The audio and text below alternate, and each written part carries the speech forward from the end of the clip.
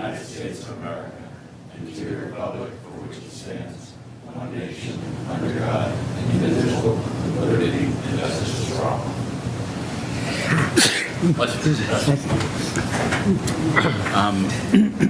I'm going to do something a little different this time because we still don't have a recording clerk. I think Reggie is interviewing people and getting one organized for us, and so I used AI last time, but I think it would have helped if we had said our names out loud, so then it can kind of tell who's talking as this summarizes. So if we just go around the room and just state your name as we... David Tate. Cheyenne Bhattacharya. Roger Riggs. Mike Hardy. Doug Davison, Chair. Ed Parsons, Vice Chair. Rob Neufeld. John Eiler. Rick Rassa.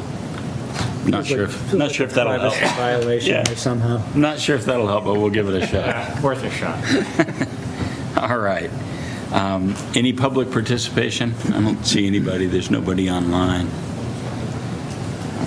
And I don't have any announcements. So we'll kick off the meeting. At the last town meeting, it started off during the report section with representatives from the Chamber of Commerce to just kind of give a little bit of an overview about the business community and what they're facing or feeling, and just I thought that a good example was made of just, you know, what percentage of our operating budget the businesses contribute. And so I think that was an important demonstration. And now it would be good if I think we have a chance to listen to what they have to say. And I know some people had some questions, and that just wasn't a time to discuss that. I hope that we see them kind of included more often, because they are an important part of our certainly our budgeting process, which is why I invited them here tonight. But it's an important part of our community. It's the reason we've been able to do so many of the things that we've been able to do. And so you guys come on up. I think we have Sonia Rollins and Rick Parker from the Chamber of Commerce. Microphone here, Bill. Steal the one off the end. Yeah, steal that one and drag it over.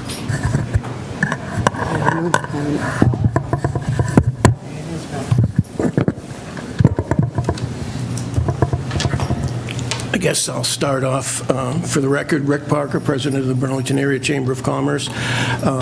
First of all, I appreciate being invited to be able to have a dialogue here. A couple of years ago, we started the dialogue with a couple of members from this group, also a couple from different boards, talking about the challenges that the business community was seeing.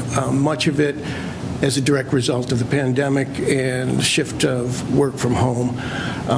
But additionally, we got together in early December just to kind of talk about that the business community does pay a fair amount of the freight and really has never had representation within the town. So we wanted to try to bridge that and be able to tell you firsthand the experiences that we're seeing within the business community and the challenges that we see going forward. First, we all know that empty parking lots, empty buildings are not good for commercial valuation, but even more so, I think the business community felt the pain early when the employees just didn't show up. There are a lot of businesses that have come into this community, businesses and amenities that depend on that daytime population. A number of them are gone and are not coming back, and many of them continue to struggle to this day. So we wanted to, start to establish a working relationship with the town, understanding that we are all in this together. And we're in a very competitive environment right now. Just have to look at the paper and you see, the troubles that Boston is having. Many of the other municipalities are having the same challenges. Unfortunately, towns like ours aren't able to adjust quick enough to compete with some of the cities that all you'd have to do is convince the mayor, get a very friendly mayor and a city council that understands how the business of the municipality works, and they get on board. So part of our goal is to talk to individual boards and committees, understanding that we want to be a part of the solution. We don't like to talk about the problems, we talk about the challenges, and I think this town has historically been proactive, and we just want to be a part of being proactive going forward. We certainly can talk about talking points of exactly how we got here, but I think this committee knows exactly how dependent we are on the commercial sector and what the ramifications of that are. And it's like a ship. You can turn it, but it's going to take a while before it all comes back. So this is our first real foray into meeting with boards and committees, and appreciate being invited here. Sonia, you want to jump in, because I know that you've had experience spending many years on this committee. Okay, good evening, everybody. Mr. Chairman, good evening. Thank you for having us. You all look good from this side of the table, I have to say. It's good to be here with you. As Rick said, we feel really fortunate that we were able to present to town meeting. By the way, for the record, Sonia Rollins, a resident of Burlington for over 30 years, a former town meeting member, former member of the Ways and Means Committee, served on the Select Board for 6 years, and have been on the Board of Directors for the Chamber for a little over 15. So I have a passion for the community, and what Rick didn't mention, and I think what's important for us to mention as we continue to go out, is we are not only people who do business in town and represent businesses in town, but are residents of this town. So we come from a unique perspective when we talk to the business community, and honestly, we come from a unique perspective when we address the boards, because our goal here, as Rick said, is really to find the sweet spot.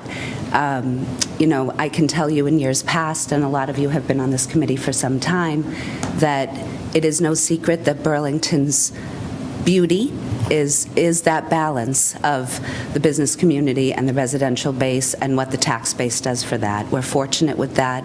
The residents have become accustomed to the amenities, and as we all know, we've had conversations in this room, our goal is to always kind of remove the user fee from the residents and be able to establish that.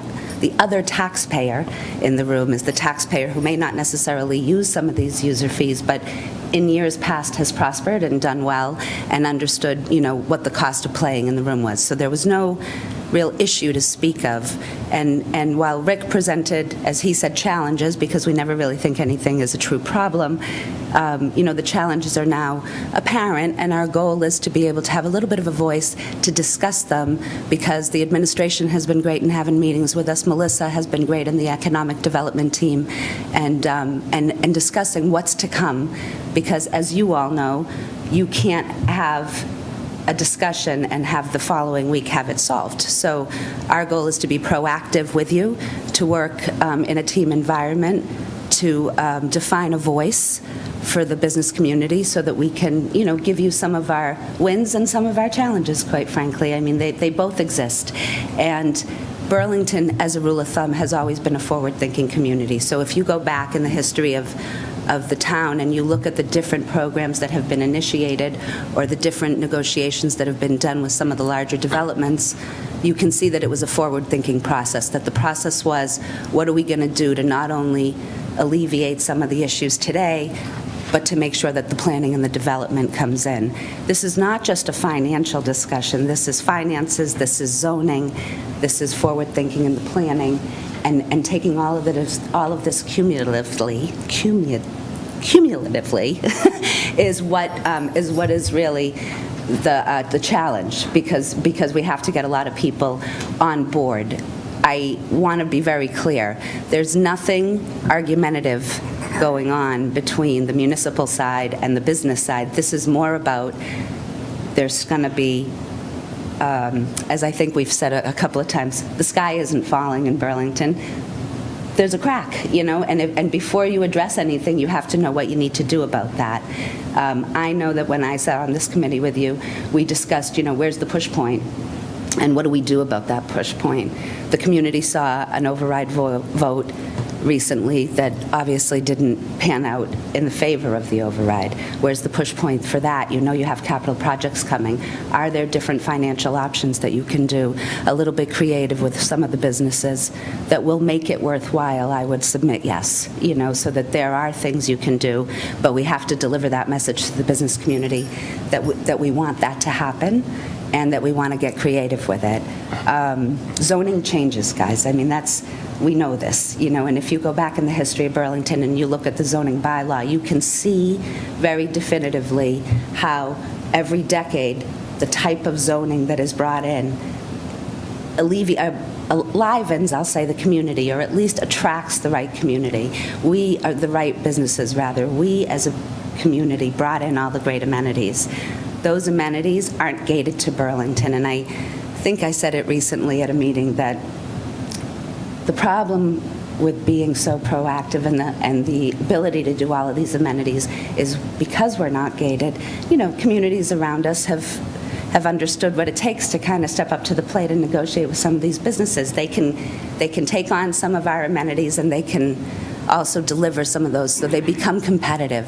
Where Burlington, in the words of Bob Mercer, once upon a time, he would say, Burlington is Burlington. That was true. People came before us, they wanted to be in the community, and they were willing to pay a cost for it. Now there are competitive communities around us.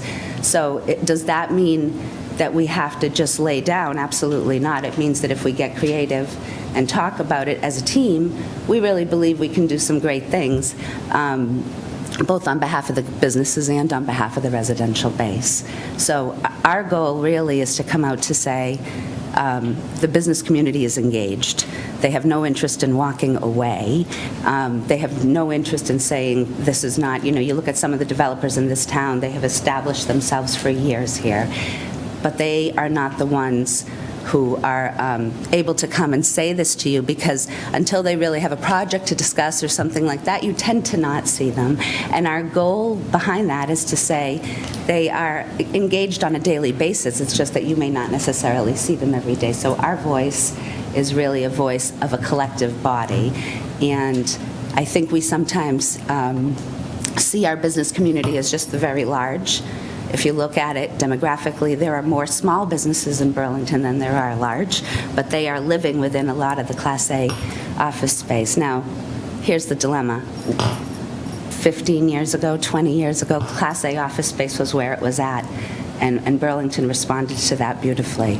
That is not how people go to work anymore. That is not what you're seeing, and now it's time to discuss, how do you incentivize people to come back? How do you change some of the zoning to see that? What kind of financial discussion should we be having with them? And more importantly, as a team, what can we be doing? I know Melissa had talked about an economic summit, which I think is great. The administrative side is doing great things to try to engage the business community, and the chamber is very happy to be joining in on that, because we believe that if we're all working on the same side, we can help. If the business community prospers, by default, the residential side prospers financially. If I could just add 3 points, and thank you, Sonia, for being so eloquent in your discussion. Make it 4 points, because the first one is I've been here for 60-something years myself. We all love Burlington. The decisions being made now by the development community aren't by the individual developers. They're by the people financing it. And when they look at where they want to locate, they're looking for predictability and flexibility, number one. So I think we have a good track record. If you look at the life science industry, when we knew that's where things were going, we were able to get our life science platinum bio-ready rating, move to zoning to get it. That's the kind of story that we have to be telling going forward. And I don't want anyone to take this the wrong way, but I think historically the town's been it's been a popular place to be, and we used to always say, do we really need that? It's like, why would we have that? I think we've got to shift that why to why not, and look at what the financial ramifications are when we're discussing things going to the future. I don't know that we have any answers to any questions, but we certainly would entertain hearing a question or two. Anybody have any? Mike? Just a, I don't know, just a general question. The business community you guys engage with, like how would you kind of describe that? Break it down. You have the small businesses, the large businesses, like, maybe key industries, and how do they interact with you? How do they? Are you always on an outreach to them, or how? Like, I don't understand how it all. It's a two-way street. We certainly have the outreach, the connections, the resources, but the truth of the matter is they reach out to us when they have problems or they need things. Our phone and email has been ringing for 5 years now. Like I said before, it's easy when you see a business go out of business to say, well, you know what, I didn't really like their food, or I got a crappy service. These are people's life savings. And for each one that goes, maybe somebody else comes in that thinks they can make a go of it. But I can tell you there are a lot of businesses in town. To give you an answer on your breakdown, we certainly have developers, property owners, Leahy, Northeastern, the engines of the town. But it's really the small businesses, and when I say small, we're looking at 50 or less that are the core of what's here in Burlington. A lot of it being retail, restaurants, services, hospitality, but business to business. The challenge of the pandemic and the work from home takes away that daytime population that's with that corporate credit card that really has been the difference between making it and not making it in some of these restaurants and the amenities. But it's the smaller businesses, the B2B, that without the person in the seat, they're not able to get them anymore. And you bring in AI into the discussion. People making a decision out in California or Chicago, and they've heard about places in Massachusetts that there's educational institutions here they want to be around. They're running things behind the scenes, not ChatGPT or things that are available. There are companies running the numbers for them. And the one thing that they're able to get access to that's not behind firewalls is municipal data. It's how long between the time somebody applied for a permit, did they get it, and what did they have to go through. They can upload all of the YouTube videos for all the government hearings and ask to get a feeling for what it's like there. So we've really got to pull ourselves together and understand that we are all in this together. We need to have a united front saying this is the place to do business, and we want to welcome whatever the next thing is, and we have a history of being able to change zoning and to pivot for whatever that next thing might be. Right now, nobody knows what it is, and certainly the things that are popping up are very high on electricity and infrastructure. These aren't things that we are necessarily chasing, and I don't think those are the things we want. But we do want to have a seat at the table, and it's going to take all of us to be able to do that. Thanks. So can I follow up for you, Mike? Because I think the other portion of that answer is the chamber is broken down into a variety of different committees, for lack of a better term, and some of the networking things Rick or any of us will hear from some of the smaller businesses who come out to networking, but we have a very vibrant government affairs committee, which meet once a month and talk about some of the pressing issues. There is where you sometimes hear some of the pressing things. Rick will get the phone calls, but that monthly meeting is where you'll really hear some of those things that are either challenges for them or wins for them, but nonetheless, it's a group of them talking together. So it's nice because some of those, we get a voice from a lot of different people, just because depending on which meeting it is depending on what size of the company, depending on who they want to talk about. Everybody that's part of the chamber understands if they go to a government affairs committee meeting, they're going to talk about, issues of doing business in a municipality or issues of doing business in the Commonwealth, really. And I should add for you, we're not unique to this. This isn't something that's just a challenge for Burlington. Other communities are seeing challenges as well, but I really feel like where we've always had a feather in our cap is when we know a challenge is coming, we roll up our sleeves and start. And when I say we, I mean the community. Burlington has never sat back and waited. And if you sit back and wait, you're the last in line. So it's incumbent on us to be able to say, we have past precedent that we do this well. If we see what's going on, then it's time for us to kind of discuss what could work in order to make things work for us, and honestly, in order to help with some of the capital projects that maybe the community is looking to do. John? Thank you, Mr. Chair. Yeah, you touched on this a little bit, Rick. I'm just curious. A few years ago, we made that pivot with the zoning to help life sciences, be more amenable to that. What is the next big thing that we should be thinking about like that? Again, John, if I had that answer, I wouldn't be here tonight. I think I'd be having an IPO or two. It's knowing whatever it is that Burlington wants a piece of it, and they're ready to be ready for it, whether it be zoning, infrastructure, whatever it is.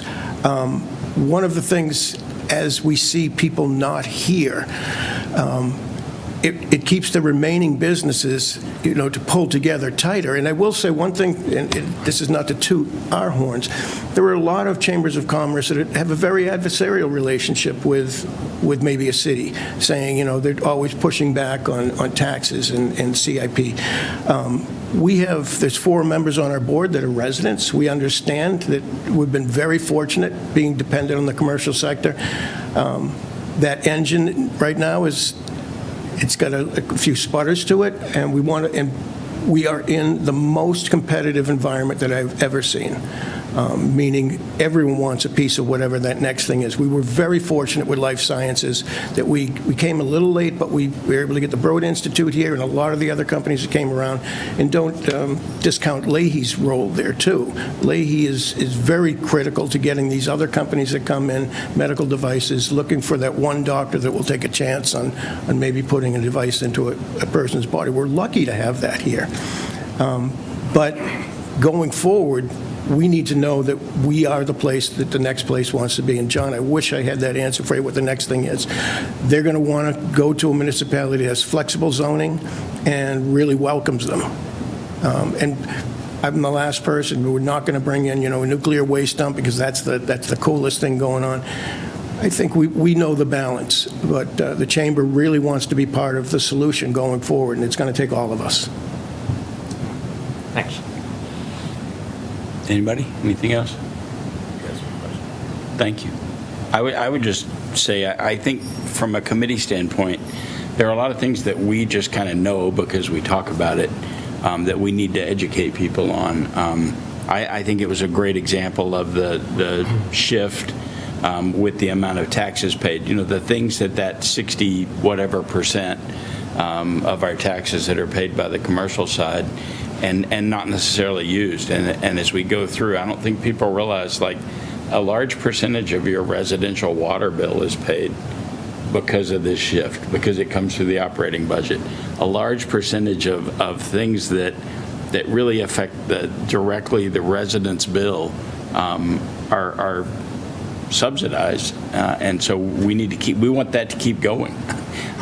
I don't want it to be that, a favor we're going to take back or anything. I want to say we need that to keep rolling, and so I think it's important to think about it, hear it, say it often, and not be afraid of the next thing, but let's try to figure out what it is and work toward it. Mr. Chairman, I appreciate that. I just think our goal is, again, we're coming from a place of, we're all in this together, and when one side prospers, the other will as well, whether that's from, residents gaining amenities and a tax rate we've come to enjoy, quite frankly, and the business community gets the win because they prosper. I mean, we want them to do well. So it really is a balancing act. I tip my hat to the fact that it has happened here for years. We've been very fortunate, and the planning of this community and the administrations present and past that have done it it was very thoughtful and very proactive, and the goal is to keep that going. So our goal is to just be able to deliver some of that message in conjunction with you and with the town, because I think sometimes one demographic hears it from one space, but another may hear it from somewhere else. Sure. And we want everybody to get that, because as you come into budget season, as you come into looking for things, as we come into a business is trying to locate here than the outer population. You know, they always say the inner 500 understand what's going on, and the other 25,000 who live here kind of go to work and come home every day. That's actually a good sign. It means they're happy, you know, until something alters for them. So we're just trying to keep it going so that they can understand that when it matters, you know, they can have a voice as well and say, you know, we've grown accustomed to this and we want to continue to do so. Well, thank you. Thank you. Thank you for having us. Thanks, guys. All right. Now to the budget. So we have Patrick and John here. Rachel. Hi, and Hiding in the Rachel, I'm corner, sorry. yeah. Hiding over there in the corner.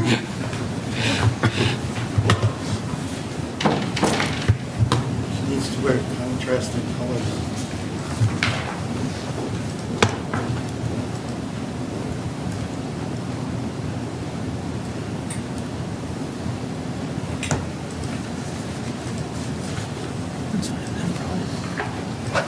Oh, actually, I'm moving them out. yeah. You're going to have to. Thanks.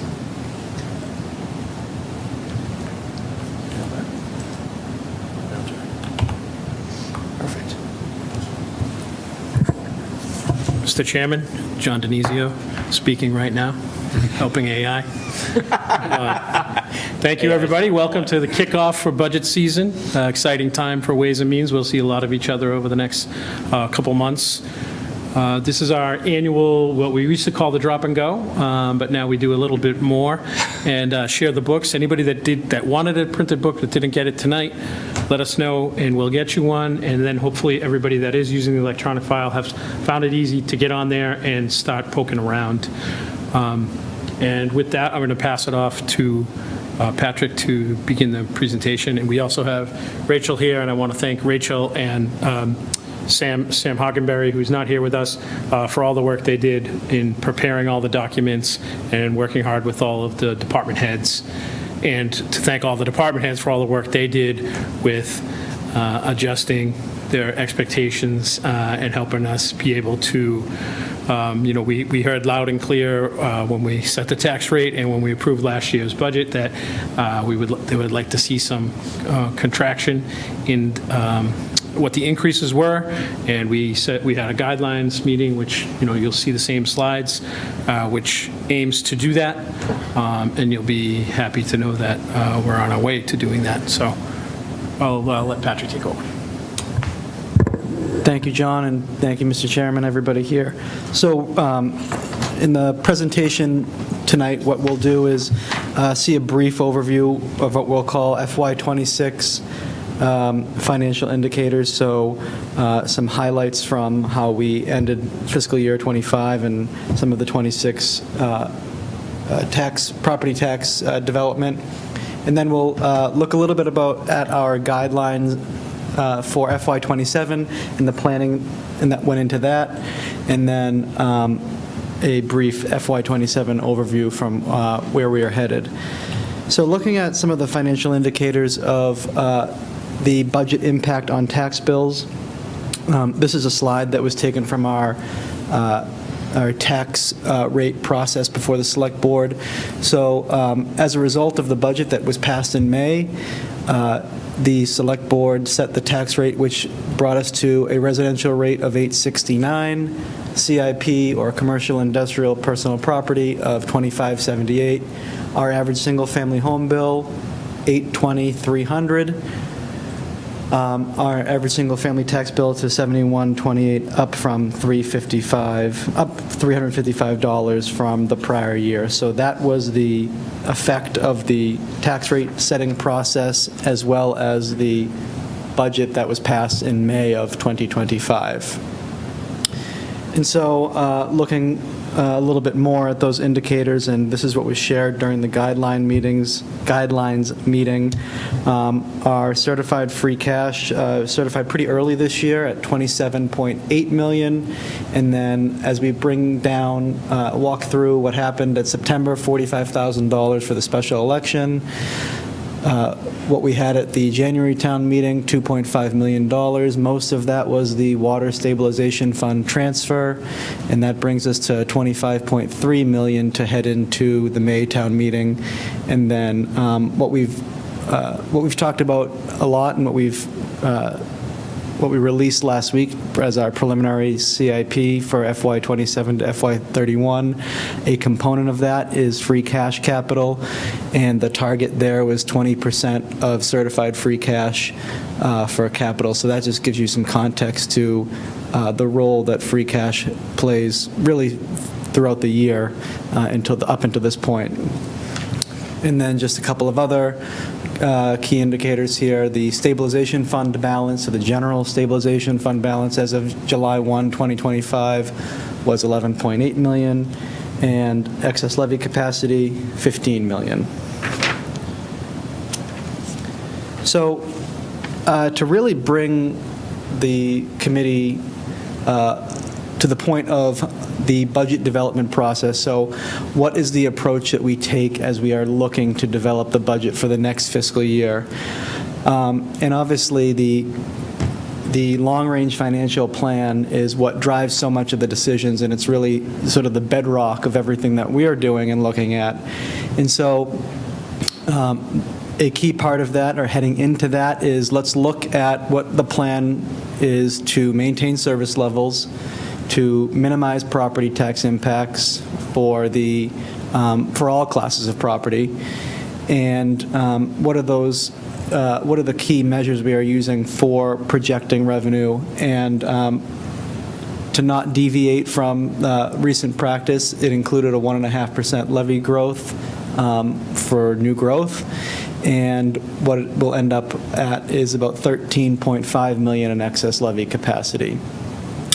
So I think that new growth, it presents a challenge for us because, looking at the long-range financial plan and looking at ways to have a balanced budget for the foregoing fiscal year and the fiscal years after that, new growth can play a big factor in what that structural deficit may or may not be in year 2, 3, 4, 5, or beyond.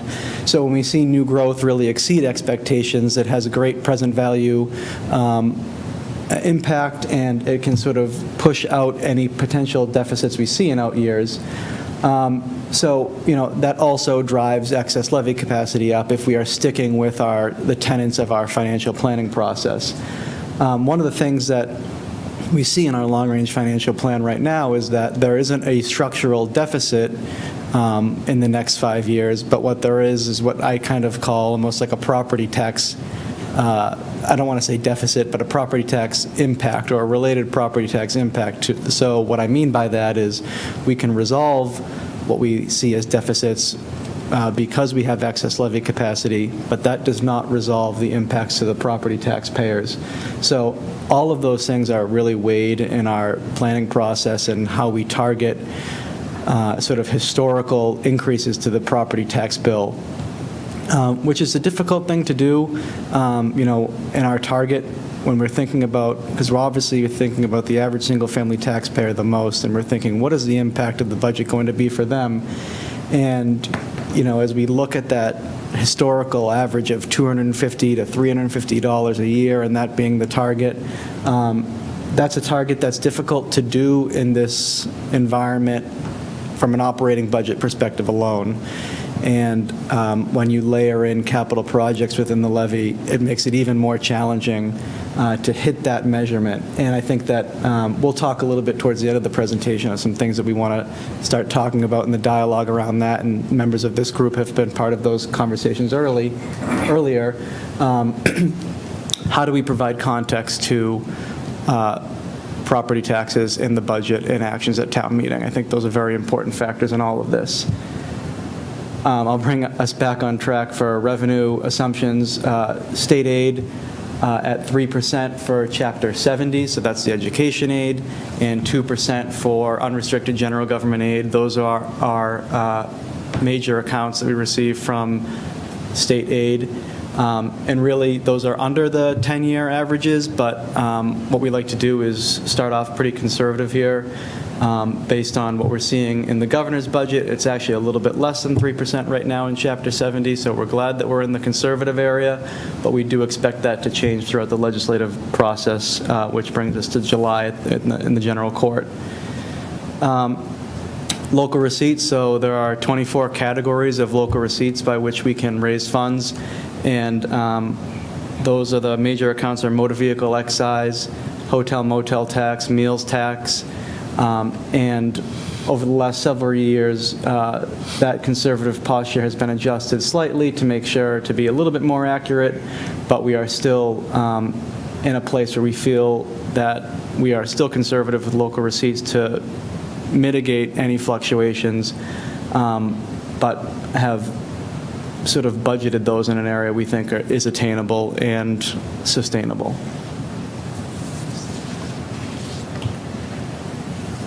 So just moving on to our assumption framework and our approach to how we are budgeting on the expense side. The town and school operating budget, the goal heading into the budget season, meet existing service levels and meet the contractual obligations. So the union contracts, the biggest cost driver is obviously the people and the people that are delivering these services. So how are we meeting those contractual obligations? But at the same time, how are we establishing efficiencies? How are we looking at things across the board? When a vacancy occurs, how are we evaluating that? When there are opportunities to develop cost savings, how are we attacking those? And then as we think about our contractual decisions and we think about our planning, when we're in negotiations or we're preparing for future labor negotiations, what are we seeing out there in the market so that we can start to tweak our 5-year plan and see what labor costs are going to be. That's obviously a moving target as we just settled our contracts, but we pay attention to it all year round, no matter if we're in the negotiation process or not. So that's for the town and school operating budget. If we think about our accommodated accounts, our fixed costs, our undistributed costs, I've highlighted some of the major areas here, and we're going to talk a little bit more about these later on in the presentation. But obviously, we want to manage debt service and pay attention to debt service as we have major capital projects coming on for namely the police station and Fox Hill. And then how do we integrate the capital improvement plan that we've all been talking about for the better part of a year now into a manageable debt service plan. Health insurance costs are something that keep us up at night all the time because of how the market nationally has been changing. The medical cost trends that are really driving this all, we have to really grapple with that. And so we've done a couple of things in this area from the employee side, great partnership with our employees in the Insurance Advisory Committee, where we saw increases, the highest increases in a very long time for employee premium shares this year. And that's in reaction to making sure that we're managing the health insurance program through our self-insured program in a way that we feel has the ability to not only be an important employee benefit, important for recruitment and retention, but also is a health trust that is well protected, well reserved, and meeting the sort of national healthcare trends. So there's a lot to balance there, and this is not going to be a 1-year issue, a 2-year issue, but probably a multi-year issue until we see some leveling off in that area. And then some other, obviously we're always thinking and talking about our unfunded liabilities, our retirement assessment. So we are a part of the Middlesex retirement system. So we are required as a government Massachusetts political subdivision to provide a pension to full-time employees, and that is done through the Middlesex retirement system. And so this is an area that as we get closer to the mandatory funding date for pension systems by 2040, this is an area that we need to keep an eye on closely. the Middlesex retirement system as a whole is sort of is not as well funded from an accrued liability perspective as some other systems. So we are seeing a 6.65% increase for next year, but I think that we need to be prepared for those to be higher increases as we get closer to the mandatory funding date and as we see valuation changes. So I'm sort of just putting things on your radar screen, on what's on our radar screen most frequently. Solid waste collection and disposal. There's been a lot of changes in the municipal trash market, municipal waste market in the last several years. The industry has gone through an enormous amount of change in the last 5 years in particular. We're seeing a totally different market for that. So as we get to the point where we're going to see a renewal on our trash contract, or whether it's an RFP process or a renewal process, there's a big evaluation that will have to go on there. But we will see, it is likely we will see cost changes there, or programmatic changes, which are having gone through a very large municipal waste contract and program change.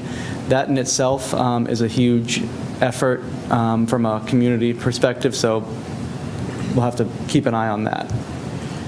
And then lastly, our local transportation program. We have a great transportation program through the LIFT program that we have in town, and we've seen some significant ridership changes in that, so evaluating that program is going to be important for us moving forward.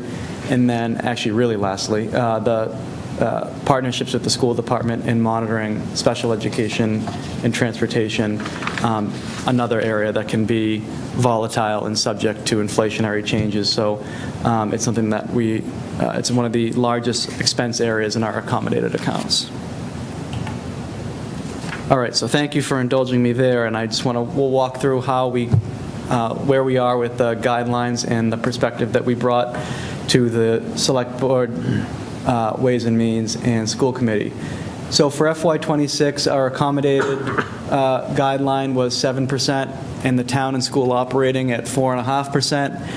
And as we looked at where we wanted to be in context of the long-range financial plan, 4.5% is difficult when you're looking at a balanced budget 5 years out. And so one of the areas that we presented on was bringing that 4.5% down to 3.75% over time. There are some factors that might make that difficult.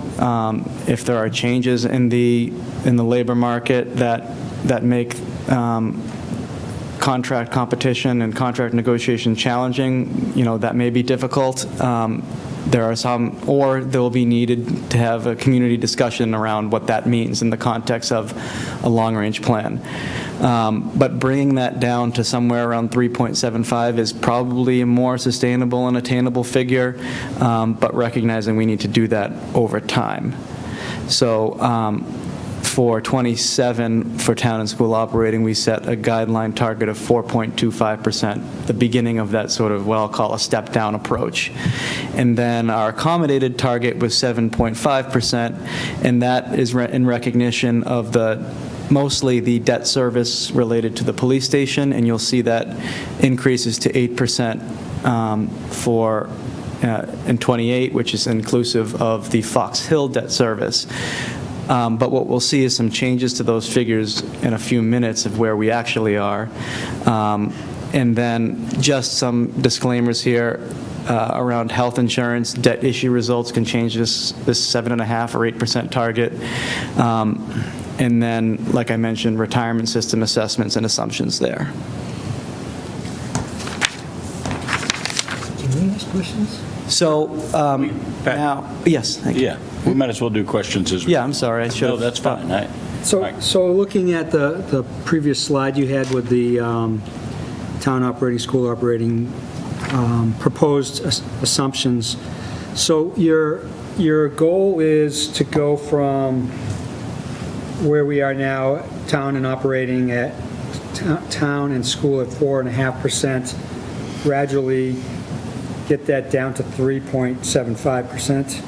Yes, as it stands right now, I think that that may change, and that may change in one direction or the other, but I think that our goal heading into this sort of guideline season and this budget season was to recognize that 4.5% on a move forward basis is a pretty challenging number to get through without significant property tax impacts, so yes. So you're trying to balance the amount in the town and school operating budgets versus a target tax rate increase for the residents, and I guess for businesses as well, where you had kind of said we're going to try to keep that, the average house in Burlington, the increase to between $250 to $350 a year. Is that kind of the two things at play? So yeah, I think they're both driving each other, and I think that I will say at 3.75%, it's challenging to be in that $300 range based on just the general operations of the town. But I think that those two areas, those two levers are playing hand in hand with each other. And just one more kind of question. So it seems that like large capital projects have a pretty big impact on this, right? Oh, yes. So, a project like the police station and a project like Fox Hill. So I think Burlington is very fortunate to be able to accomplish both of those projects within the levy. Most places aren't fortunate to be able to do a project of either of those scale within the levy. So, I mean, the alternative would be that those, if those were excluded in if those were part of a debt exclusion, there would be exempt revenue targeted solely for those purposes and then raised and paid for with exempt revenue, or what I'll call debt exclusion, so an override, a capital override. But I think it says something to be able to accomplish that with little impact in that area, as little impact as it's having. But it does have a big impact, obviously, from a debt service budget perspective. Okay. Can I just add something, Doug, to the slide that talks about trying to transition or scale back, maybe a little bit aspirational. That's mostly, if we can only do that if we get favorable union contracts where 85% or whatever, it's in the 70s if you add everything in. But with as much of the budget being taken up by personnel, if you have wage adjustments of 3.5 like we did in these last round of contracts, you're not going to get to 3.75 without eliminating some services somewhere else. And I think that the approach here is, if we develop a long-range financial plan that with assumptions that the community has significant buy-in, the select board, school committee, and Ways and Means have significant buy-in on a long-range financial plan, and the assumptions behind that, that is a very big tool when you are negotiating, right? So that you have it is setting up constraints and fiscal discipline in order to drive that as part of the process. And so, like John just mentioned, we've seen, 3.5% is what is in the municipal market right now in education. It was for municipalities, and that's the most that we've seen in a very long time. And so the idea is hoping for correction in that area, but also placing some, constraints around the community about, if we are going to balance all of these things, here's where we should be heading. John. Thank you, Mr. Chair. Yeah, and I'm glad you're talking about that. That's sort of what I wanted to drill down a little bit too. I mean, the math is pretty obvious. If the contracts are 3.5%, having 0.25% for everything else obviously isn't going to work very well. To hit these targets, we would have two choices: either lower than 3.5% increases in that time frame, or reducing headcount, which is the other way to reduce your personnel costs, obviously. And so I guess that, and you alluded to this, but and maybe it's too early to answer this question, but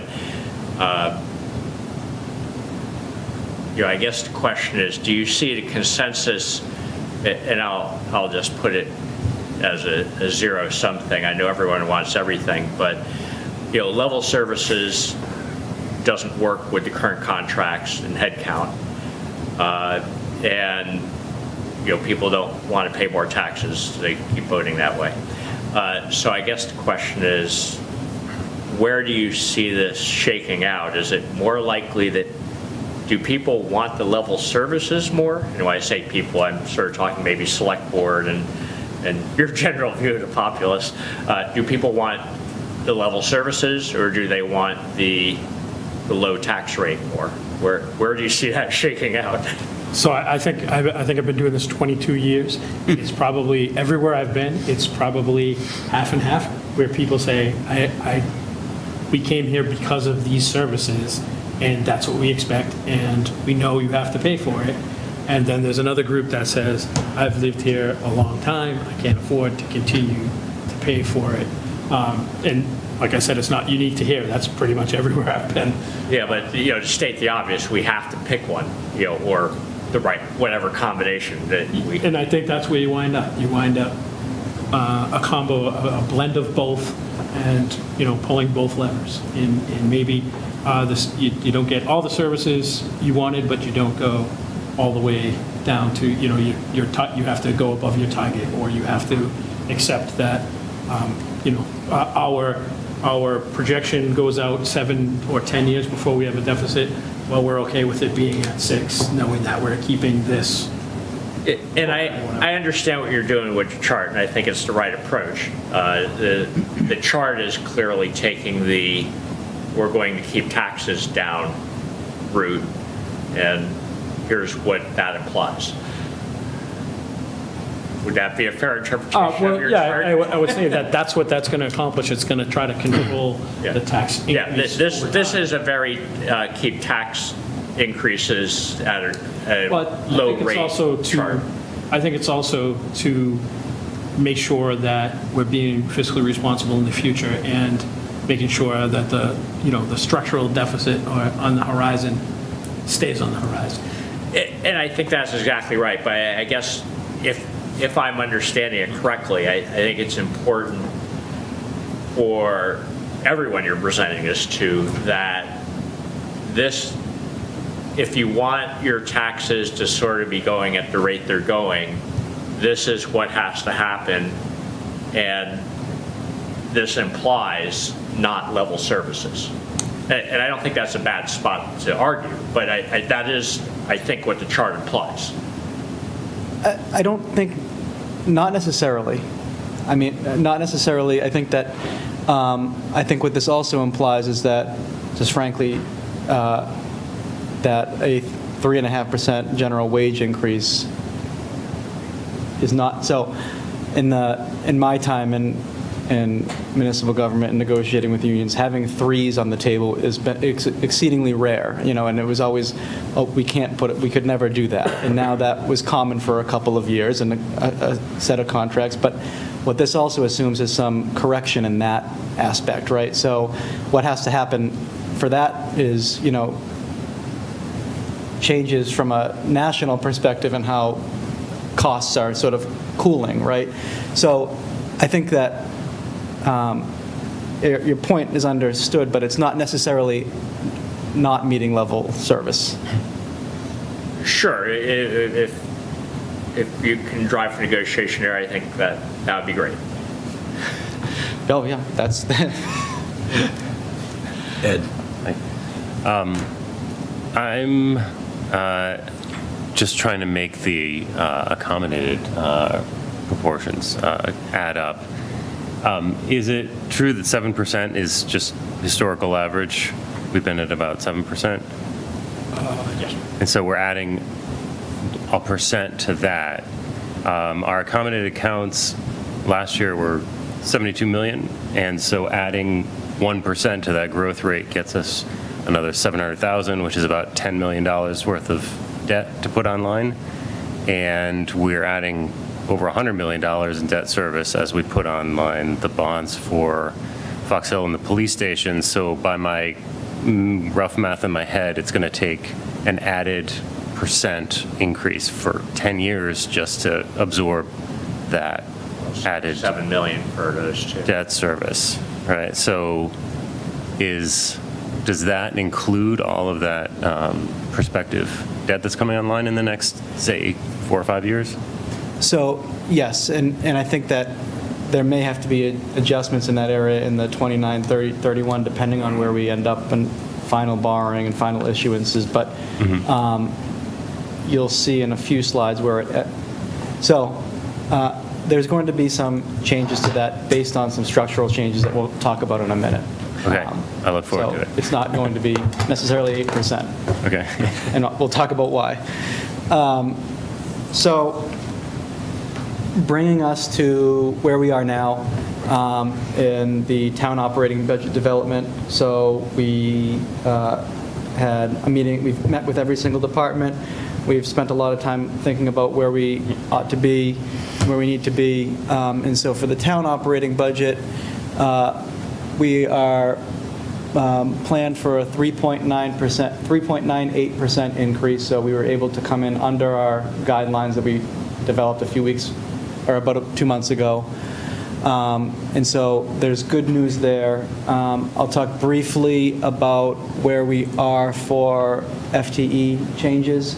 So this budget includes a request for 0.42 FTE over the FY27 budget, and that would be for an assistant director for programs and outreach in the Council on Aging. So the Council on Aging is going to be going through some leadership transition in the next year and a half to 2 years. And it's really an area where we have almost a, what I'll call a staffing deficit in comparison to other departments that have sort of second in command and strong administrative infrastructure. And so recognizing it's a transitional year, we are asking for an assistant director to begin in January of, or halfway through the fiscal year, so in January of next year.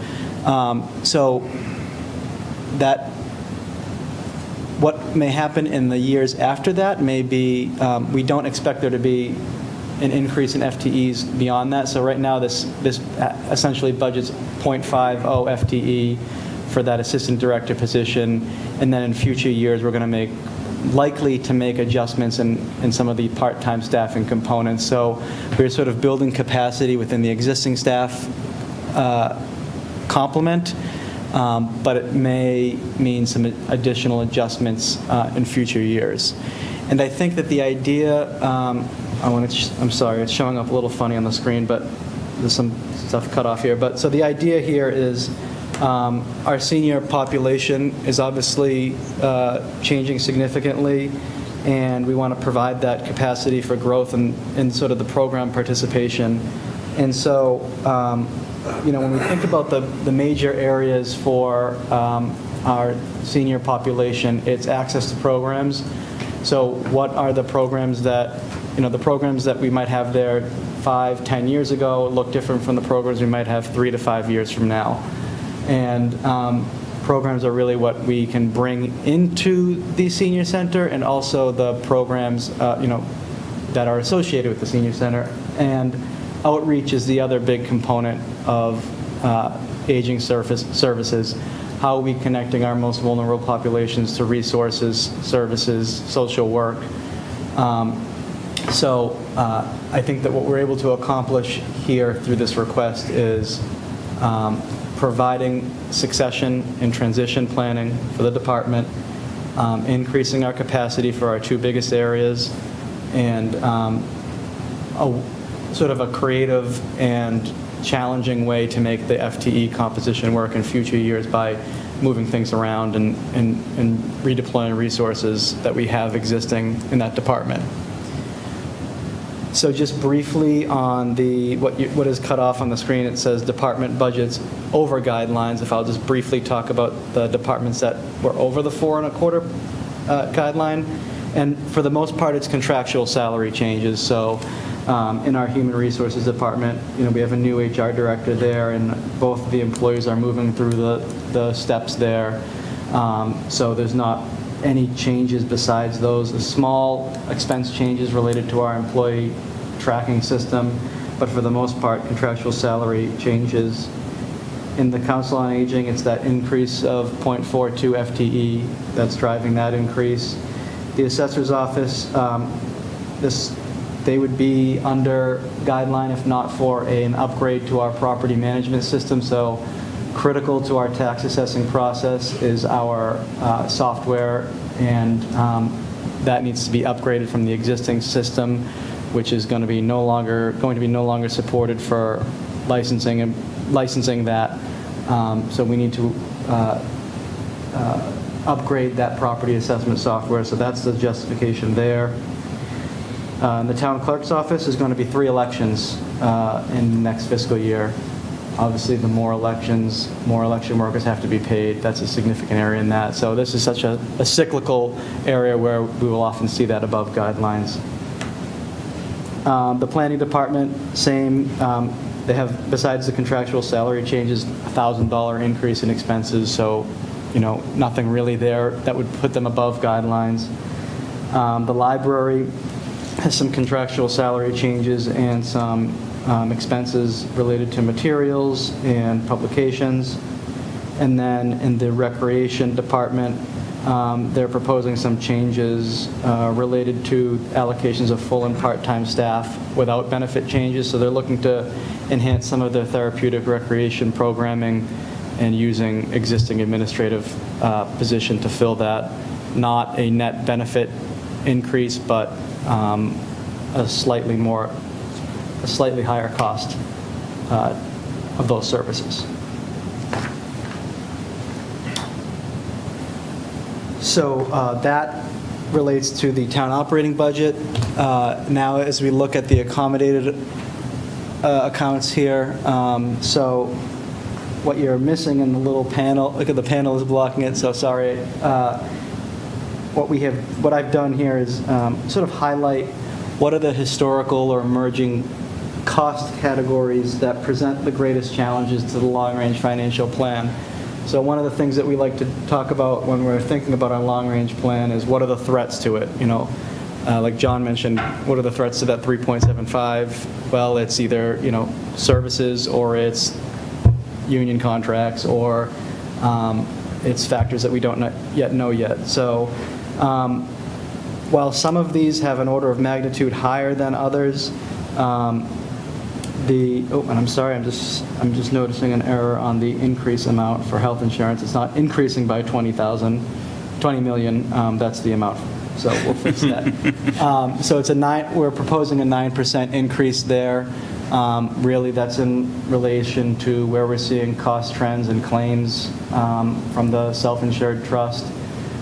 So that's an area, like I said, that we are watching because we could see some continued changes there. And like I said, a big credit to the employees on the Insurance Advisory Committee there for actually making the motion for a higher premium increase. So we're happy for that partnership. I talked about solid waste and recycling and the market changes there. Debt service, as Ed mentioned a little bit, that would be debt service right there for the police station, some bans for field project and Fox Hill. But I think that I have highlighted that mostly because of the debt service that'll be coming on, not necessarily that it's a threat, it's just where we know that that's an area where we're going to see cost changes. And I should have mentioned, I'll get there. So Middlesex retirement, I talked a little bit about. It's not likely we're going to be able to see those 6.65 as we get closer to the 2040 funding date. And the retirement system will have to realize that their contributions are going to have to significantly increase to meet that mandatory funding date, based on the history there. Talked about special ed tuition and transportation, that just because of the size of the cost area, we need to keep an eye on that. So what put us over 8% this year? So headed into this, we were at 7.37, and then there was a change towards the last week or so where for the Shawsheen Technical School assessment. So there was a change in regulations related to how enrollment is handled at technical schools or regional technical and vocational schools. And so it's now a lottery-based system. And what that did is change the sort of allocation of seats per participating district. And so essentially what that did was increase the number of seats that we were going to see allocated at Shawsheen for Burlington students. And what has historically been in the last 10 years or so a 4% annual increase average, we're seeing next year a 27% increase. And it's likely we're going to see that for the next 3 years. So the freshman class for next year has about 25 students more than the sophomore, junior, and senior class, roughly. And as we see that roll out, that the cohorts of students from Burlington at Shawsheen Tech going from that 25 range to 56 students, we'll see that over the next 3 years with that cohort change and that increase of the population there. After that, we could see some leveling off, but that is the impact there. Patrick. John. Yeah, thank you, Mr. Chair. Yeah, I just had a couple questions on this. I'll do them in reverse order, I guess. So the fact that our Shawsheen assessment is going up, does that change?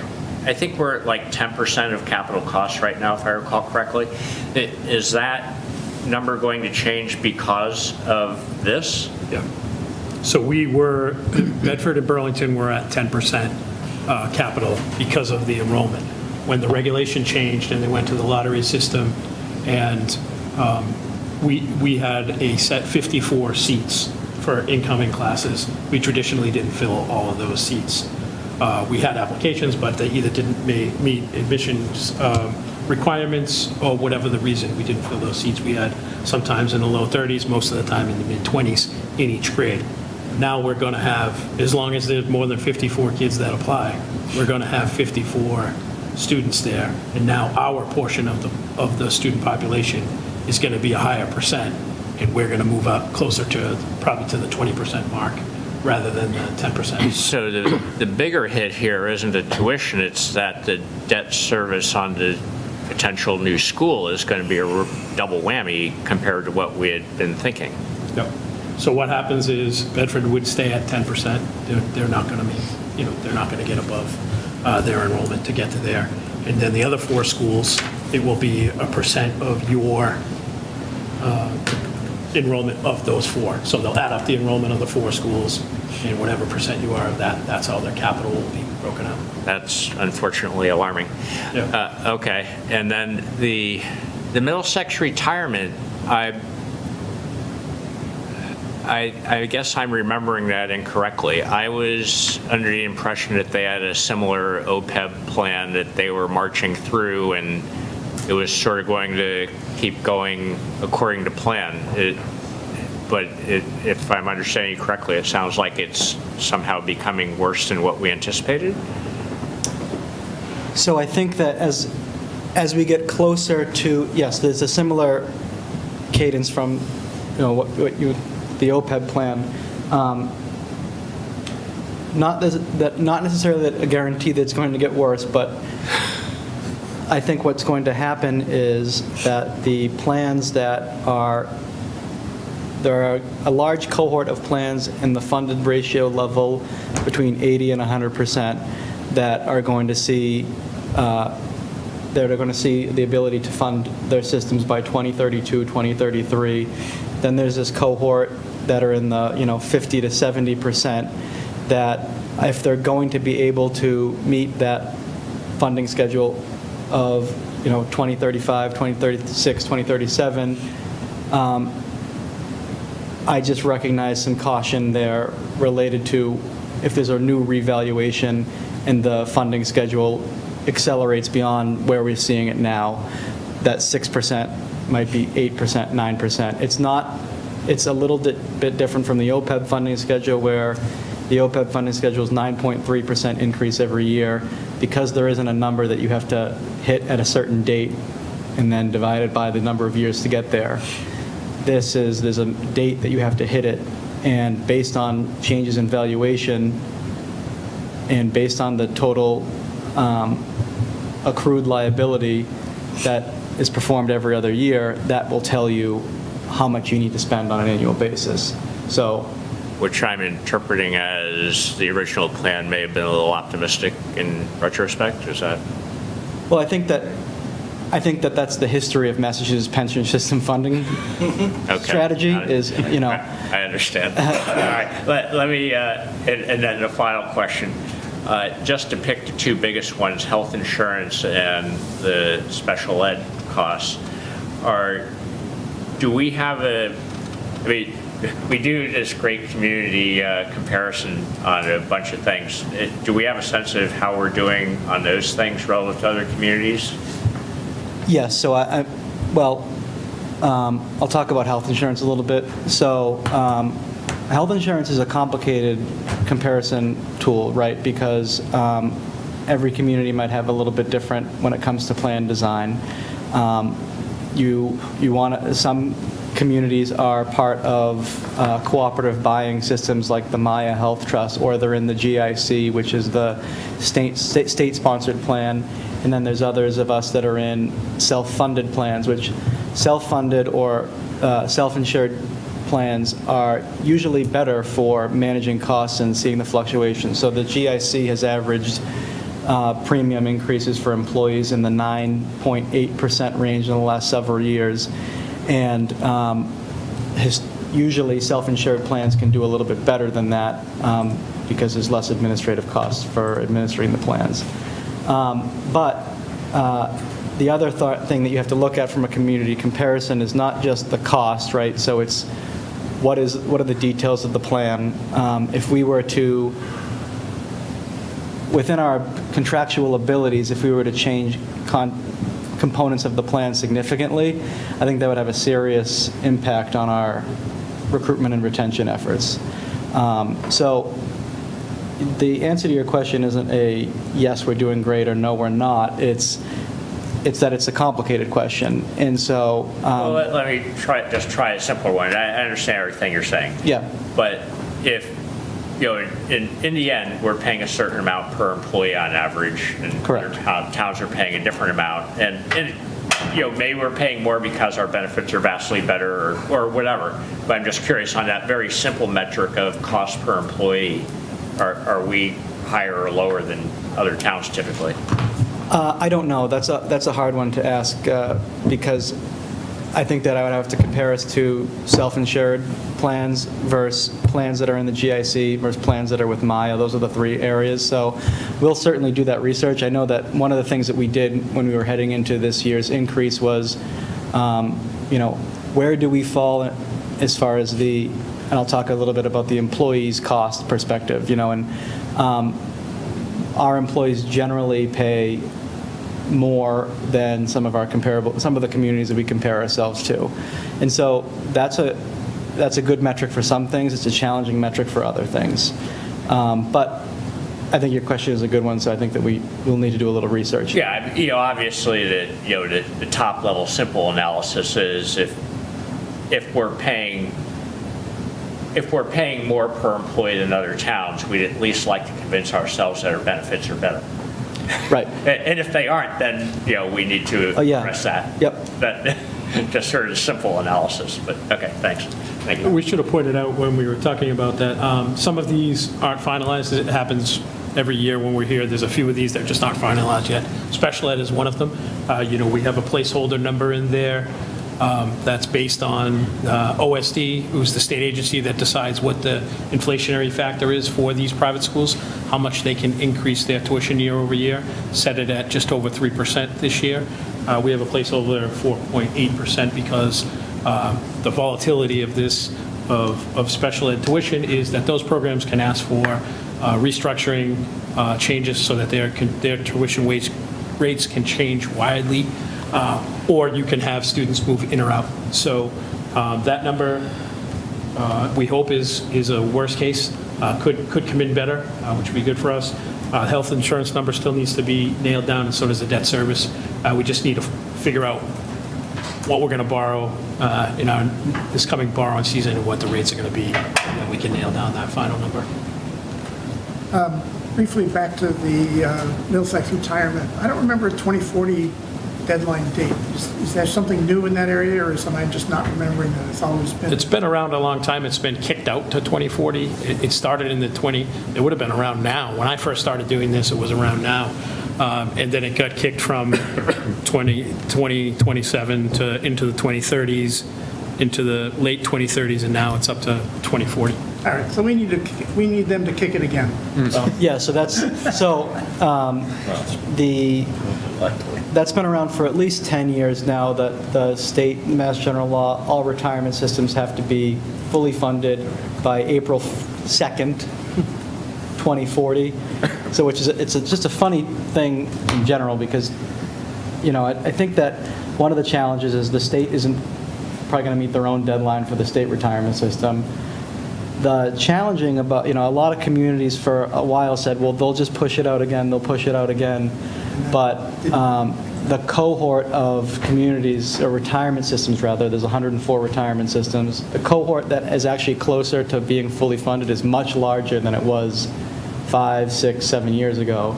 So it's a tough one, but most plans are valued or funding it before that in like the 2037 range. And any changes to that have to be approved by the regulatory body that oversees retirement systems in Massachusetts. So, but yeah, that April 2nd, 2040 is the current target. Enough of my wishful thinking. Yeah. So if there's no more questions on this right now, there'll be more questions on this. Go ahead. Forever. But just concluding, I lost my arrows. If you wouldn't mind just advancing. Sorry. So just wanted to leave or conclude with some thoughts, things that are on the horizon. This is not a comprehensive list, but some things that I think that we're thinking about in the context of financial planning. So obviously, continued implementation of our integrated capital improvement program. This has been a pretty big effort of the last 6 months or so. And we released to the Capital Budget Committee last week the FY27 to FY31 plan. There'll be more information on that coming, but this was the first year of that, so it's a transition year at that. But we do expect to have a 5-year balanced plan in time for the May 26th town meeting. And I think that that's something that is going to be evolve and tweak, and we'll have a lot of good conversations about that moving forward. This is something that was talked about at this meeting last year, as well as several meetings in between. The idea, the concept of a water and sewer enterprise fund. And so we right now have plans to seek approval to establish a water and sewer enterprise fund at the May 26th town meeting. And then what will happen, so essentially, there's no real changes to town meeting. Will still appropriate those budgets every year.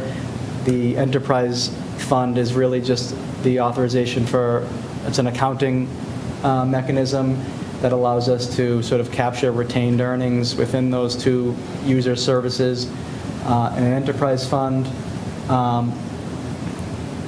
And associated with this is, generally enterprise funds aim to be self-supporting at some point, And so one of the things that we've worked on with the DPW and Rec subcommittee of this group is talking about what that runway would look like. And I think that we're talking about a 5 to 6 year runway of gradually reducing the operating subsidy to those enterprise funds so that we can mitigate rate impacts of cutting over day one.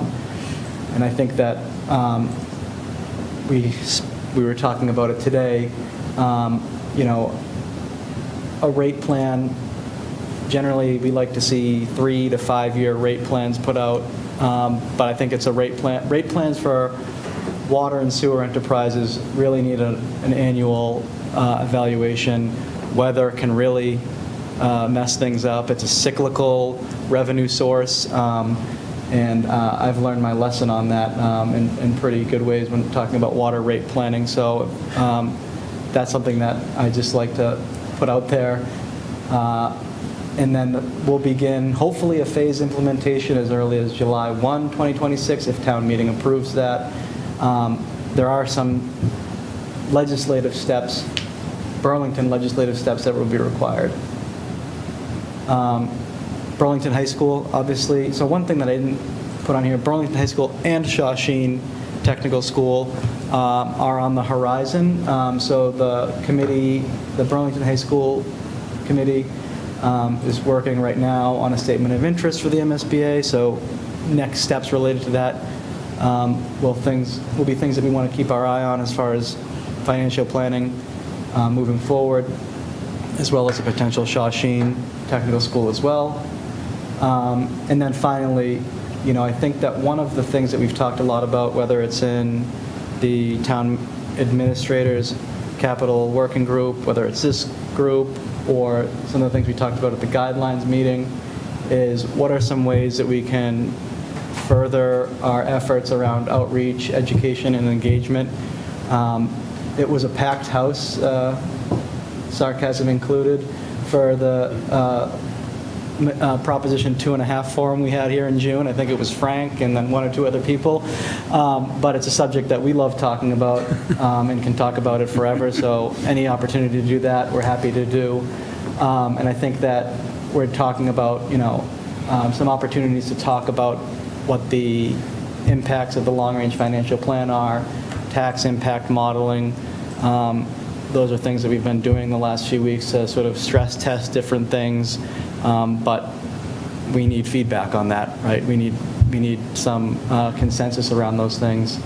And then, as mentioned by the folks from the chamber, we have a planned economic development forum for mid-March to really hear from a bunch of industry experts about the commercial development or some sort of market indicators around that. So I think that last bullet is something that we're hoping as the administration to keep on sort of everybody's radar, is what are ways that we can continue to talk about this and think about this and get feedback on. So thank you, Mr. Chair, members. I'm sorry that if I went on longer than expected, but. No, it was excellent. Do we have questions? Any further questions? Thank you. Just close the loop on the debt service. I saw $1 million added this year. Can we expect another 6 million incremental, 6 or 7 for Fox Hill and the police station, and then a couple million drop off over the next 5 years from previous projects? And is that ballpark correct? So, yes. So the other piece of this that we'll provide is sort of our debt projection and planning tool that will show the police station coming on. And so I think that is part of how we've budgeted it is the police station coming on in FY27, and then in 28 there's some variability about the actual amounts for Fox Hill based on MSBA reimbursements, but we do have a pretty good plan for that. So yes, what we have done in the sort of debt service modeling, and there's still some more work to do, as John said, is what are the projects that have been authorized and not yet issued, and what are the incremental costs there? What are the borrowing strategies there? And then what are sort of the regular and recurring capital projects that we borrow for? And then what are some of the other things that we may see on the debt schedule based on, the capital improvement program? The unified approach is great. It brings us together. It gives me the warm and fuzzies to see everybody coming around and talk about capital planning. But it also it also brings to light, hey, these are the things that we want to see from a department perspective accomplish over the next several years. And there's that push and pull of when that can be accomplished. But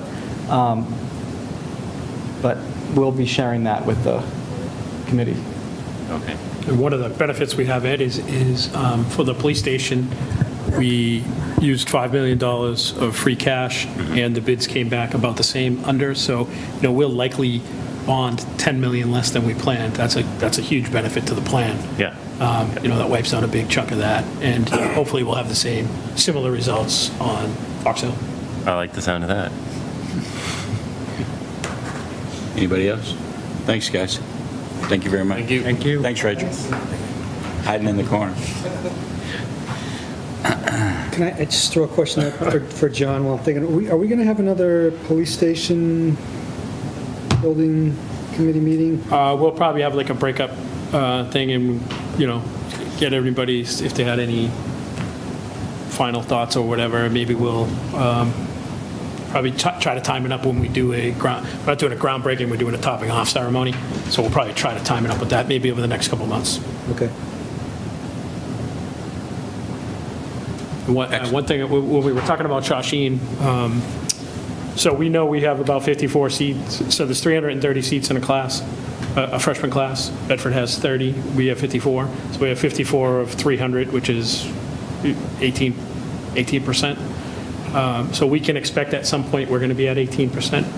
We're going to go from 10 to 18 over time. So right now we're probably 12%. Well, whatever, we're like 165 out of 1.5 million, so 11, 12%, and we'll probably continue to go up. But our annual increase is going to be significant over the next couple of years just because of that regulation change. So I know we had a meeting there last week, the town managers or administrator from the 5 communities meet with the superintendent. We have a budget meeting every year. So I got the looks this year because we had the biggest increase, but the last few years I've got to laugh at the other guys that got the bigger increases. But so I guess they got 3 years to laugh at me. But we got to talk a lot about the project, and they're excited to come and talk about their request for feasibility and the breakdown of that. They're looking at ways where to try to avoid some costs to the districts for that too. So. More to come on that when they come see you. Did Chris put something in the chat about that too? Yeah. And I'll talk to Chris Campbell, I think is the chair of the education center. I'll talk to him to try to line up, one of the times they come to talk to you all, to his subcommittee, I'm going to try to line up to be on a select board night so they can come to us right after, so they can kill 2 birds. They got to go to 5 select boards, 5 finance committees, 5, Chris did post in the chat just that the Burlington share of the feasibility study is $165,737. That's not to exceed too. They expect it to be less than that by the time they come. Okay. And did you have an opportunity to talk about some of their financial challenges? We did. They got into a lot, and they've talked about it in their school committee. So I don't think I'm spilling any secrets here. But it was, it had to do. Their issue had to do with a flaw in the budgeting method for transportation, and they were able to plug the hole last year, and they're digging their way out of it as we speak. They have some interim folks. They have a company that's interim business manager there while they, get their feet under them, and then they'll hire a new staff up there. But we all talked a lot about it, and they've talked a lot about it at their. I hope so. Yeah. John. Yeah, that's why I wanted to drill down on also. I guess it would be helpful to suggest to them they better have a pretty lengthy, detailed explanation of that, because no one's going to want to throw money at them with the stuff we're reading in the papers. They know that, and they certainly do have a lengthy explanation. And hopefully a good plan for why it won't happen again. So, I kind of know the answer, but as we look at their building project, and my understanding is each of the 5 communities will have to vote, but it won't be 5-3, 3-2 or whatever. It'll just be the total accumulation of yes votes in every town and the total accumulation of no votes, and that's whether it passes or not. Is that Correct. It's unique. And it is Everybody as has to vote on the same day. Is it as a debt exclusion? Or then we have to figure out how we're going to manage that? Yes. It would be debt exclusion for all 5 communities, I'm sure. Okay. And so then even if we voted no, we would essentially pass a debt exclusion? Yep. Okay. It would maybe our first. Maybe our own. Well. Anything else for that? Thank you. And Steve, I'm sorry. I saw that your hand was up and then back down. I apologize. I missed you. No, Oh, you muted again. You unmuted and then you muted. sorry, no, John beat me to my question. Okay. Just wanted to make sure that we were including in the warning the upcoming expenses associated with the Shawshene School. Thank you. Were the slides sent around ahead of time, or can we get them at the? I thought they were sent around. No, I don't think so. Not the whole deck, no. Okay. Only a portion of it. I'm going to make that one typographical fix for health insurance, and then we can send it Thank you. around. Excellent. Thanks. Thank you. And thank you for the book. We used to come to meetings and they drop Okay. hard copies of it. Now, probably very briefly, but it feels like every year we get halfway through the budget process and then people start saying, why aren't we doing this? Last year we said we were going to do X or we were going to, and so I want to try, I asked people if they had things, and I got a little bit of feedback from John Eiler. I think Ed is going to suggest a few things. I think what came around was, one, we need to make sure that the capital items have the capital request form included in the backup. I personally would like for subcommittees, when you review capital items, to look at past capital requests that have been funded and not spent. I mean, the one that always just pops in my mind, it's not fair because there's plenty more, but we funded bleachers at the middle school field, I'm going to say 5 years ago, and every year, for several years, it was like, oh, those are coming next year. That money's approved and just sitting there. I assume they're going to want to somehow apply it to the athletic field process, but I just think we need to keep an eye on and a handle on what things have been approved and not done, or they're sitting out there. It would just be interesting. I think it's good to know. I asked the administration for a list of those, and they're compiling that, so I'll share that when I get it. So that's great. Get a bulk list and Yeah, send it yeah. around. But yeah, at the subcommittee level, if your departments have those, maybe talk about why or what their plans are. Personnel request, it sounds like I think we only have the one through Health and or through Council on Aging, but the Hardy form has been ignored. I think it's been very successful. Yeah, but well, I'd like to. Barbed wire all around. Yeah, I'd like to make sure that the Hardy form gets filled out and used. I think I sent that around, I believe.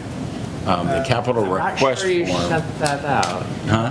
Not sure you sent it out. All right, I'll send it out. I'm sorry. I also asked, the administration is going to put it on our page Excellent. as a resource on the side with both forms, the capital improvement form and the Hardy form. So it will be there. Maybe that's why I decided not to send it out. But I checked today and it's not there yet, so I'll remind them. Are schools going to use that form too? I don't know. I don't think they have to. I'd like for them to. it'd be Sorry, it was a helpful. little bit of a poke. Yeah. We know their personnel requests are in a different Yeah. chain of command. Right. I think I listed them, I think I believe I sent this in an email, but perhaps not. I've got to go back. I just kind of feel them out about any grant-funded FTEs that they have right now. Those tend to sneak up on us because we never hear about them. Somebody gets a grant to fund a full-time position for 3 years, and then they come and ask for an FTE because the grant's running out and this person's been great and we can't do without them. I did ask, I believe right now, there are some formula grant people in the Council on Aging that are annual. Mostly they're people over 60 that work there, and there's a certain amount of their part-time salary or cost that the state pays for. It's an annual kind of, it doesn't need reauthorization. It's automatic, basically. There's no expiration date. If they ever go away, then those positions will likely go away.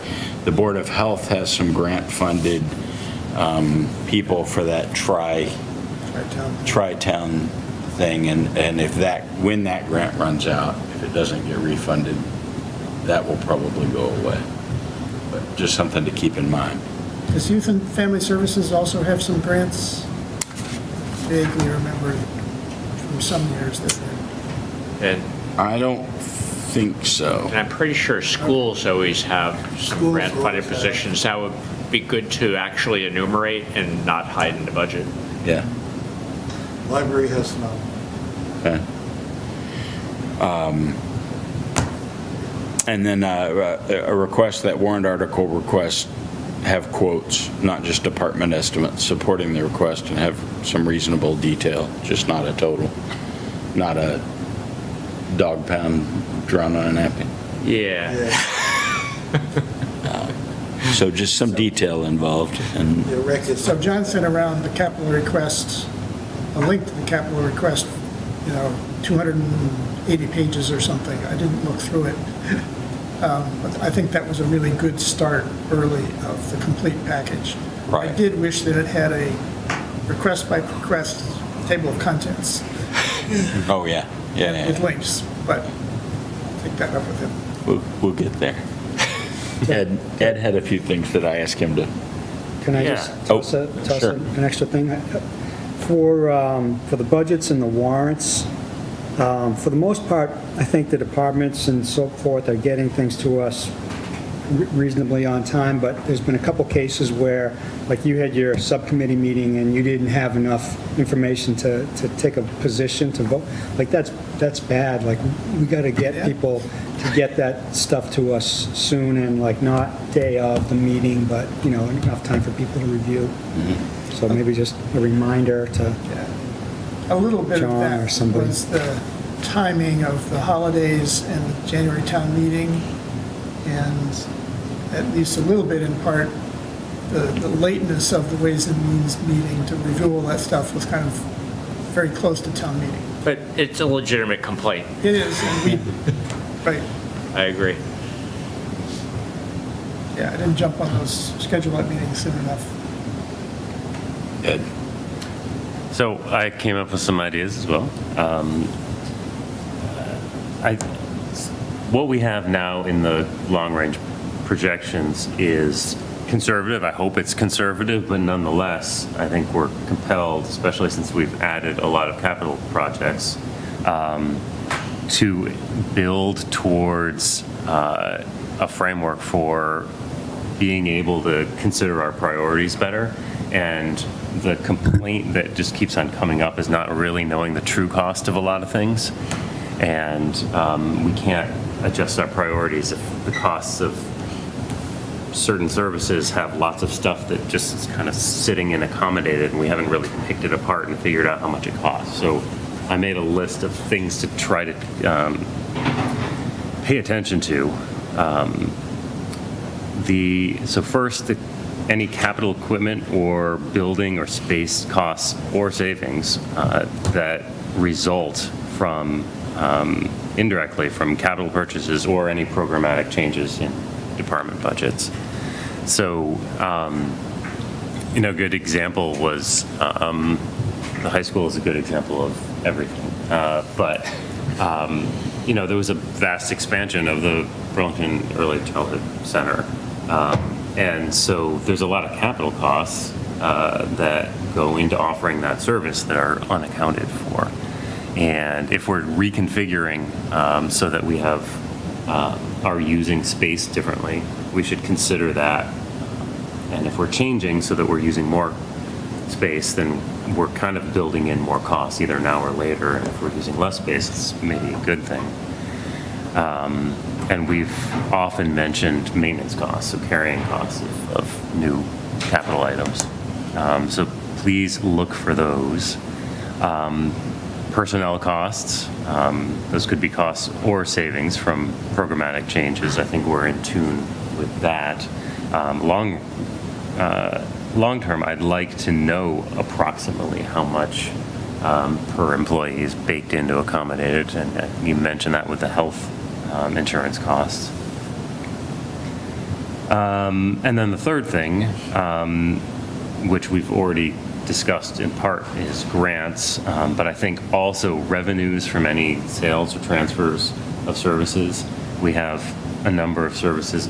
Burlington Early Childhood Center is one of them, where there are some revenues from kids who come in from out of district.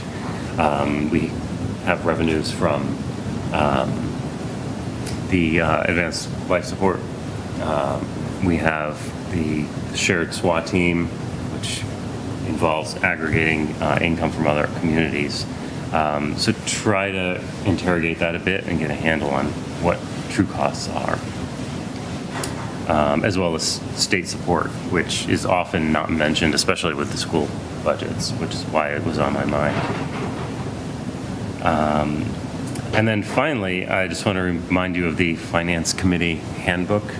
I talked about building one for ourselves, and I want to admit that broke down in part because there are so many resources out there. It became a matter of just trying to pick through that and decide which ones were best.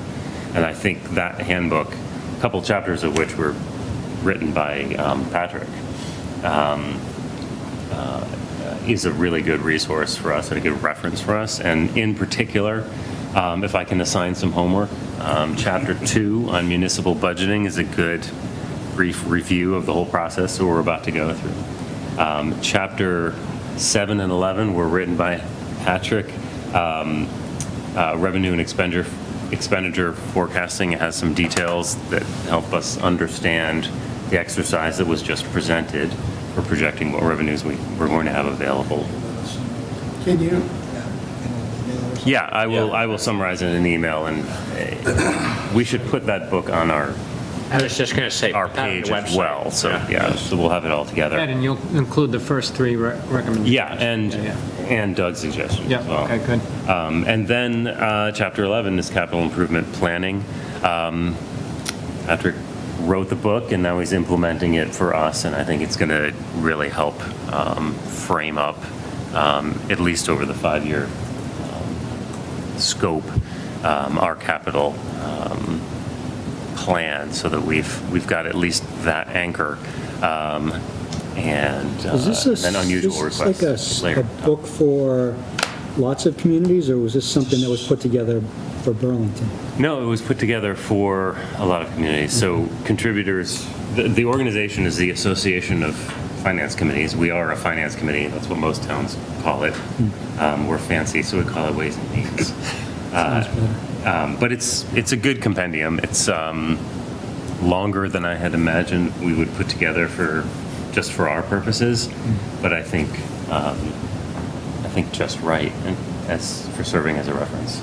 And we sent that by email, but we'll put it in a common location, so we'll be able to refer to it throughout the process and in the future. Anything else? That's all. Okay. Any reports from people representing committees? Police? We heard it. It's gone. They leveled it. It's gone. High school, they're preparing the statement of interest They're trying to be very inclusive about that, asking for input. If people want to decide which box should be checked or which thing in a drop-down menu, they want to hear it. I think that as a group, the building committee needs to kind of figure out what they need to know and what it will cost to find out. I think there's some information out there that whether it be an attorney or someone else that they're going to probably need some expert opinion from. Then the question is, do we spend money now before we know whether we're finally invited into the MSBA process, or do we wait till December when we find out that we will be or we won't be? I would say the committee is somewhat split. About half think it's a waste of time, including some of the school committee members, and some Half a waste of time to apply. to apply. I get that. It looked like pretty grim odds from the But, meeting I've listened to. yeah, I think there's maybe some political pressure happening. Okay. I think that some of the big members of the Chamber of Commerce were maybe awakened when we started talking about a debt exclusion and numbers. And so there may be a little pressure in there somewhere politically to say, how come Burlington's not getting any help? I'm not sure of that. I don't know that for a fact. Are there any other projects that we're applying for? Because there's no downside to applying if... Right. Well, we're definitely applying. It's Yeah. just how do we start moving forward? Sure. As if we're not going to get it, or do we wait until December? Yep. And I think you almost kind of have to wait. I will say one thing Dr. Conti really emphasized, and I've heard him say it in several meetings, that the community needs to realize if we do get accepted into MSBA, you do lose some control. And the example he gave was they are not going to care at all about what the abutters want. If they're going to give money, it's going to be, what do they think the best project? You know, it won't be a giant rehab of the current building. It won't be any of those things. It'll be an addition renovation or a brand new building on the football field, and they're not going to care. Right. They're not going to care. pretty cold about Two that. gyms are our. They don't care about important. any of that, so we need to realize there is a trade-off there. And I think there's, I made sure to have a discussion. I think they really need to rethink that upper building and each thing that that we proposed to put in it with this last plan that did not work. And the early childhood is important. BCAT. I think there needs to be a consideration of, does BCAT need to find their own space? That has a cost to it. And is it, it's valuable to the town, definitely, but how valuable? And we at least need to know what it costs. And certainly what it would cost if we include them in whatever we do with that campus. And so there are some discussions that need to happen with that. That's where that's at. Fox Hill?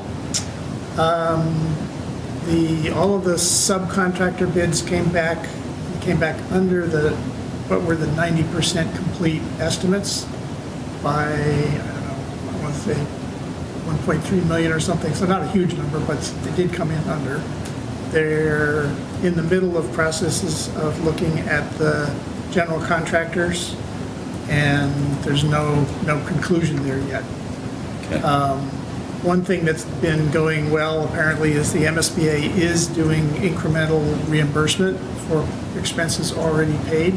Okay. And so some of that has already ended up in the town's coffers, and it'll be money we don't have to borrow. Money you don't have to borrow. Excellent. So, and they hope to get the general contractor settled, I think, maybe by the end of February. The schedule, a lot of detail has to come out once they get the contractor on board, but it sounded like construction would actually partitioning off the space and sort of building the new space sometime this summer. Oh, good. Okay. Okay. Once they pick the general contractor, things will start to happen really quick. Sure. Great. All right. There'll be a lot of disruption, because, there've been whole staged plans of traffic moving here, Yeah. and parents and all this other stuff, but there will be a lot of communication. Okay. Thank you. Any electronic voting update? We're meeting tomorrow night Excellent. at 6 o'clock. Give them our We met last month. regards. That's right. They reported that. You weren't here. Minutes for January 21st, 26. I sent them out. I got a couple of things. I made those changes. I'm curious, how much of that is direct AI versus you're editing it to make it readable? Big sections of it were direct, and some of the longer some of the more detailed things were, me going through. I still missed a few. So you actually got something useful out of the AI? It was useful. Okay. It was useful. Also putting it into some kind of minute-looking format. It was a nice outline of the meeting, but Cool. yeah, it wasn't terrible. One thing it did interesting that if I used that, I don't think I'm going to try something different this time, and hopefully by our next meeting we won't need to do this. But it actually also searched the internet and it linked it to the warrant. It linked it to who proposed the warrant article. It included a lot of other things that we wouldn't have in the minutes because it jumped out there and found the warrant. And yeah, so that was interesting, but not necessarily. So I had to delete a lot of things. There's a whole interesting question around that in the minutes about what actually happened in the meeting, and who said it, and especially materials that the AI pulls in from other places. Yeah. Those have no place in the minutes. Right. I didn't put them in there. Okay. That's what I had to delete things. Yeah, because it brought in external, Right. who the sponsor of the warrant article was and things like that. And so now we're going to try different. We're going to have WebEx do a transcript, and we'll see what that looks like. I don't know. And hopefully Reggie will come through and we'll have a recording clerk for the next meeting. Hey, Todd. Yes. Yeah, YouTube also will do the transcriptions. If you try that as well, if you have the premium and with Gemini, it will create the transcriptions and you can ask it for clarifying questions as well. Okay. That will give you a better audio source since it's recorded through the mics. Okay. All right. So minutes. Do I have a motion? Motion to approve. So we do have people online, so we'll have to do a roll call. Cheyenne? Aye. Chris Campbell? Yes. No. Mike Hardy? Yes. John Eiler? Yes. Steve Moran? Yes. Rob Neufeld? Yes. Ed Parsons? Yes. Rick Rasso? Yes. Roger Riggs? Abstain? David Tate? Yes. Chair votes yes. So 901. I'm sorry. 1001. And the next meeting will be March 4th. March 4th, and they're weekly after that. They're on the website that you can log into. There is a tab for the budget presentation schedule, so you can see when your department head budgets are scheduled to be heard. All right? Do you have any opinion about reviewing capital in the same meeting as the budgets? I think we decided last year that didn't work. Is that the feedback? That's my memory. It didn't Doing them work. separate seemed to work better. Yeah, one of the reasons it didn't work was that we didn't actually get the capital requests until late. That was the other Now that problem. we have them all in hand. Anyway, it's yeah. fine if you want to separate them out. I think I want to separate them out again, because it also helped to be hearing them all closer together Yeah. and not 2 months apart. Just in the way, I feel like even in the way that we question them, it changed over the long period of time. Right. So- And we had to put off voting on a bunch of them because we hadn't heard them all. Right, right. Okay, thanks. Motion to adjourn. So moved.